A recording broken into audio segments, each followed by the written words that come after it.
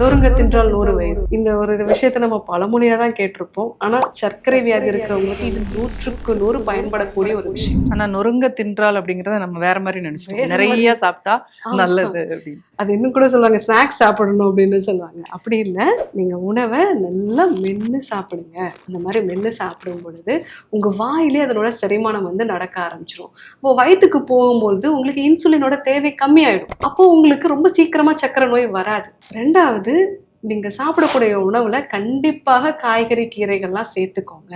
இந்த காய்கறியில் இருக்கக்கூடிய நார்ச்சத்து அப்படிங்கிறது உங்களுடைய கட் பாக்டீரியாஸ்க்கு ரொம்ப முக்கியம். மூன்றாவது, நீங்க சாப்பிடக்கூடிய நேரத்துல பொறுமையா, முக்கியமா ஃபோன் பார்க்காம பேசிக்கிட்டே சாப்பிட்றது இப்படிலாம் இல்லாமல் மைண்ட்ஃபுல்லாக சாப்பிடணும். உடற்பயிற்சி அப்படின்னு சொன்ன உடனே நம்ம எல்லாருமே வந்து சொல்றது, நான் ஜிம்ல போய் இந்த விஷயம் பண்றேன் அந்த விஷயம் பண்றேன் அப்படின்னு சொல்லிட்டு. பட் உடலை பொறுத்து, இப்போ வாத உடல்லாம் இருக்காங்கன்னா அவங்க நடைப்பயிற்சி மேற்கொண்டாலே போதும். பித்த உடல்லாம் இருக்காங்க அப்படின்னா அது கூட கண்டிப்பா சுவாச பயிற்சிகள் வேணும். ஏன்னா பித்த உடல்ல வந்து ஸ்ட்ரெஸ்னால தான் வந்து அவங்களுக்கு சக்கரை வியாதியே வரும்.